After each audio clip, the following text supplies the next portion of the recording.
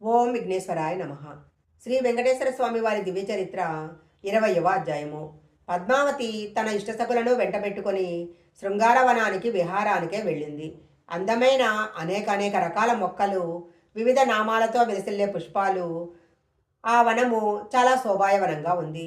చెల్లులు తోట పని చేసి తర్వాత కొలనులో చల్లచల్లని నీటితో జనకాలాడారు.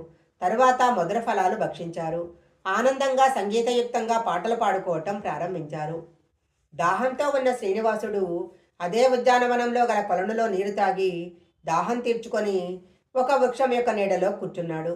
అప్పుడతనికి పద్మావతి చెలిగత్తలు చేస్తున్న గానం వినపడింది.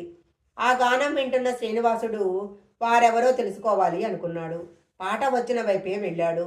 పద్మావతిని చెలికత్తెలను చూశాడు. వారు కూడా శ్రీనివాసుని చూశారు. పద్మావతీదేవి సౌందర్యానికి శ్రీనివాసుడు ఆశ్చర్యపోయాడు.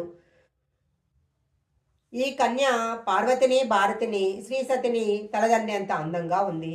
ఈమెను పొందని జన్మ ఎందుకు? ఈమె పాదాలు చూడబోతే చిగురుటాకులను మించి ఉన్నాయి. ఈమె నడుము చూస్తే లేదనిపించేలా ఉంది. చేతులు కమలాల సుకుమారాన్ని కాలదన్నేలా ఉన్నాయి. శంఖములాగా మెడ ఉంది. మల్ల మొగ్గలను మించిన తెల్లదనంతో పలువరస ఉంది. శ్రీకారములను మించిన చెవులు కలిగి ఉంది. ఈమె కన్నులు హృదయగతానం దావిష్కరణ దర్పణములై నిర్మలములై ఉన్నాయి అని పద్మావతి సౌందర్యాన్ని పదే పదే వర్ణించుకున్నాడు.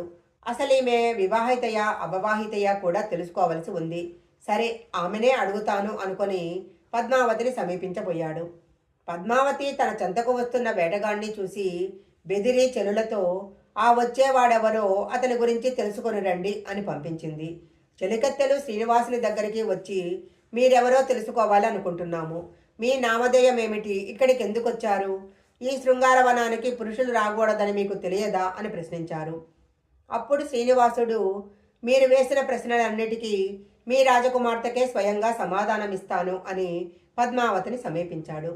శ్రీనివాసుడు వేటకు వెళ్లే వేషం వేసుకున్నందువలన అతడు నిజంగా బోయవాడేనని పద్మావతి అనుకుంది. కోపంతో, ఈ విధంగా స్త్రీలుండే వనానికి రావటం మంచిదా? మీదే ఏ దేశము అని శ్రీనివాసునిపై ప్రశ్నలు వేసింది.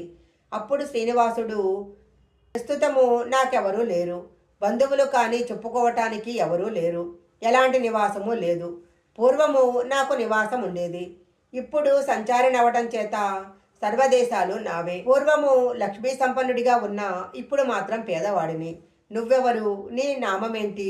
నీ మాతాపితలెవరు అని అడిగాడు. జవాబు ఇవ్వకపోవటం మర్యాద కాదని ఆమెకు తెలుసు. అందుకే నా తండ్రి ఆకాశరాజు, నా తల్లి ధరణీదేవి, నా పేరు పద్మావతి అని చెప్పి మీరిక్కడి నుంచి తొందరగా వెళ్ళండి. పురుషులు ఈ ప్రాంతంలో ఉండకూడదు అన్నది. అందుకు శ్రీనివాసుడు, నిన్ను చూసినప్పటి నుంచి ఇక్కడి నుంచి వెళ్ళటానికి నా మనసు ఒప్పుకోవటం లేదు. నువ్వు లక్ష్మీ వలె ఉన్నావు. నేను నిన్ను ప్రేమిస్తున్నాను. నన్ను వివాహం చేసుకో అన్నాడు. పద్మావతీదేవికి ఒళ్ళు మండిపోయింది. నువ్వు చాలా మూర్ఖుడిలా ఉన్నావు.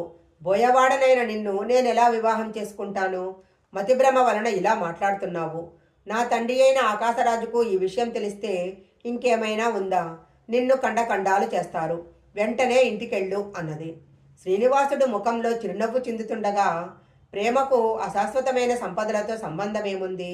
ప్రేమ హృదయాలకు సంబంధించింది. నిన్ను వివాహం చేసుకోకపోతే నేను జీవించలేను. నన్ను కాదనకు అని కొంచెం దర్జాగా వెళ్ళాడు. ఇక ఊరుకొని లాభం లేదు అనుకున్నది పద్మావతి. వెంటనే చెలులను పిలిచి, నా మీదికి వస్తున్న ఈయనను రాళ్లతో కొట్టండి అంది.